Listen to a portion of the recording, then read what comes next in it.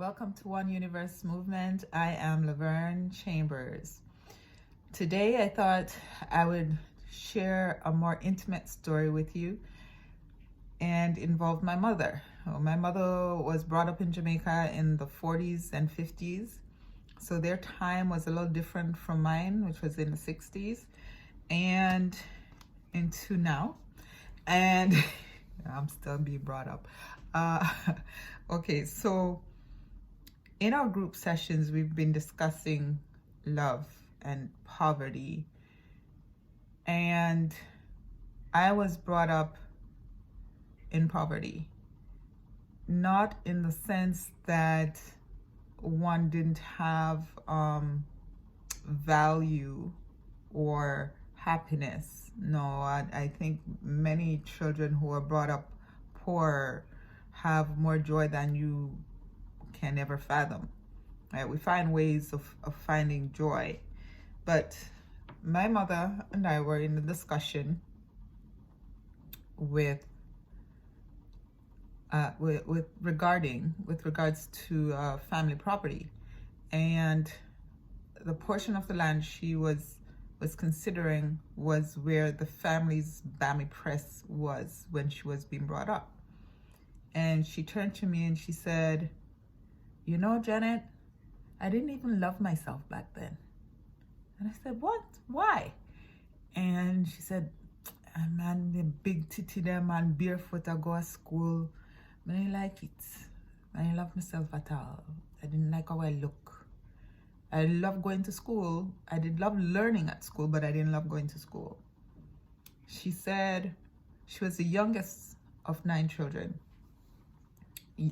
Youngest girl of 9 children, and my Uncle Roy was the youngest boy. Now, Uncle Roy was considered like the family genius. He's really good at math. And both Uncle Roy and my mom, Joyce, they went to school half days and Mondays and Tuesdays. Wednesdays, not at all. Thursday was their only full day in school. Fridays was a no-no because, that's definitely market day, so that's not going to happen. The principal used to wonder how they learn because they were hardly ever at school. So it's the end of school, and mom's passed her exam, her end of school exam, and this exam gives you the access to taking the exam for college entrance. So the principal thought that she should also be included in sitting. My uncle was definitely in for writing the exam, but her being a girl, no. So the principal took it on herself to go to her principal and ask for permission for her to sit the other exam. And my papa said, "Oh, not a time for no girl picnic take no exam. Make Joyce go take sewing when she done school." So off to sewing, to learning the trade of sewing was what she did. Only to find that they didn't have the £2 to pay for the purchase of a sewing machine. So she managed to make her first dress. And then in trying to figure out how to find the money to buy her sewing machine, another one of her elder siblings returned home, and this sibling happened to have been brought up by an aunt. This aunt had no children of her own, so she took it up on herself. I guess it was her way, like looking into it, I guess it was her way of making sure that my aunt didn't run away. So she tells my aunt that her mother and father didn't love her, nobody in the family loved her. And that's how she raised her. So she grew up, sad. Any child who feels that they have no love from their parents will struggle with love, will have issues, So she's home and in pain. And my mother is trying to find ways to find the money for the sewing machine. And along comes one of her siblings, says, or both of you have to come and one of you has to decide who is going to go to this job. And this job happened to be a living domestic. My mother felt, well, if she allowed her sister to go, the sister was going to, it was going to work out more of a confirmation in the sister's life that her family don't love her. So mom decided that she'd go, right? Which was not the wisest decision, but it was allowed to happen. So mom goes off and she does the domestic work. Later on in her life, she marries a man that she loves, right? And this man turns out to be an abuser. I hated my stepfather growing up. This is where I'm starting now to show you how lack of self-love, for whatever the reason is, plays out in our lives, like pretty much like passing on genes, right? So she marries this man and he turns out to be an abuser. She has kids with him. When they first married, naturally, I was the first one that would experience some of his abuse. So I hated him. I used to sit and plan ways to get rid of him in my head. Naturally, you can't share that stuff. They'll beat you more. So I used to witness my stepfather would go off. They'd burn coal or look food like yams, come home with yams and whatnot. The agricultural part of it. And he would come home on his donkey sometimes and he would be angry at this poor animal, and he'd tie up the donkey to the cashew tree and he'd take the side of the machete and beat that donkey until the donkey was tired and collapsed on the ground. And then he would stop huffing and puffing still from the exertion himself of beating this poor animal to near death. So it played out in his life because as I grew up, we learned that his mother used to do exactly the same thing to him that he was doing to the donkey. And as an adult, or a young adult at the time, because I was sent to live with my dad here in Canada. I was happy to leave Jamaica and come live with my father. But coming here, I didn't feel loved by the family here. And I blamed my mother for it, because my mother, who had no love for herself, raised me to have respect and honor for people, and even for people who were abusive to you. So I kept a lot of my feelings on the inside, never really shared them. And I come along and I have children. I didn't stay with me, like a bit too stubborn for certain things. So I walked out of a marriage that I felt was going nowhere. I probably felt that it might end up in the same situation that my mother is, and I wasn't having any of that. But I passed on some of the abusive stuff I learned from my stepfather and my mom to my children. The difference being that I was here and going to school with shoes on my feet, unlike my mom without shoes on her feet. I still had that feeling that my mother didn't love me. I mean, I didn't hear from her much at all, maybe once a year. And so that strained our relationship, that mother-daughter relationship that we should have. We didn't have it then. We do now. She turns 80 this March. And the conversations that we have now would have been really helpful when I was growing up, right? Because I would have known how to act or how to interpret things that I interpreted wrongly because I had no one sharing certain things with me. And those certain things even included sitting down with me and explaining what happens during your menses.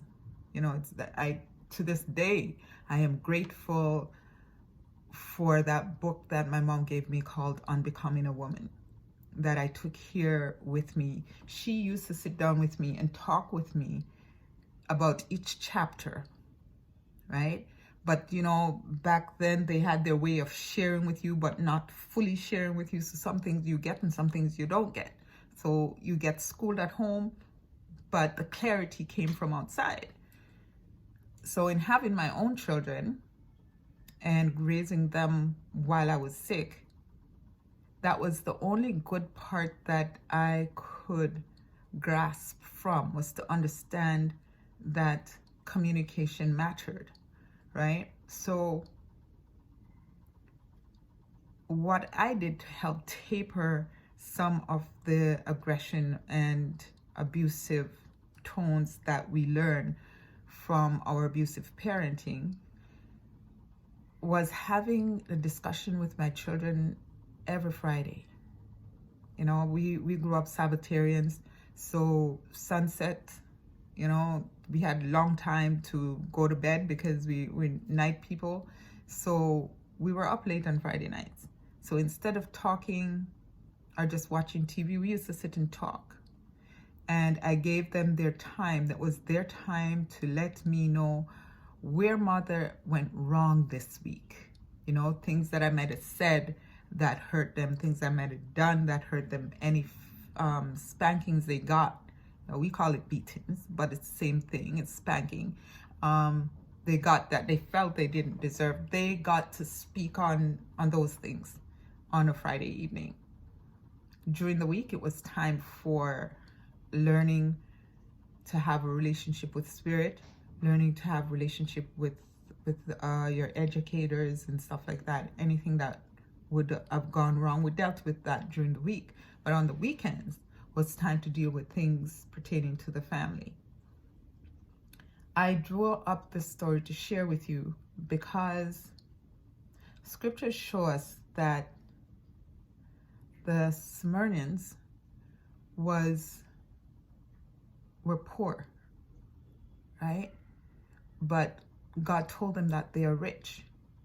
Now, when you are laden in your heart, in your spirit, with that lack of understanding your worth, and you're not loving yourself, you can't then therefore easily connect with the instructions or the guidance that Spirit is giving you for your life. Lack of love severely impairs your judgment, your ability to learn, your ability to even love somebody else, even your child, is skewed by the mere fact that you haven't connected to your first love, which is yourself. So I am imploring you that your takeaway be from this little message to sit with your family, not to allow the rhetoric of what is going on in our society at this moment to interfere with what you should be having with your family. They can wreck the economy. They can change the economy. They can redirect the economy to whatever heights or lows they want to. But when it comes to family, that's on us, right? That's on us. So I am begging you to sit with those who are impacting your life. Let them know exactly what is missing or what is causing you the pain that is going through right now, right? That the pain that you're going through right now. And talk about it. Work through it. And if you guys are lacking the tools to be able to facilitate that on your own, then reach out to somebody that you trust in your community, right? Or if it's not someone that you can trust, there are agencies out there that you can trust, right? To help you work through them. Bar none. If nothing else is working for you, you can send me an email at cjanetlaverne@gmail.com. You can find me on Instagram under Janet Online, or look me up on Facebook, Janet's Online Counseling. Or send us a message on the website, right? oneuniversemovement.com. We're here to help support families the best way we know how. And to strengthen one another means that we have to get the conversation. We have to keep the conversation going, and we have to keep the conversation strong. Lack of love is a stronghold that ruins lives, right? So let us be here to end that type of conversation in each other's lives. Let us become more aware of what others may be going through. I hope that we'll be more ready to find the healing that we need to find, or to help facilitate the healing that we should, right? So here's me wishing you the very best of this new year, and I hope that you'll use the time that you have now to work with your family, to work with your loved ones, and to move forward. Shalom.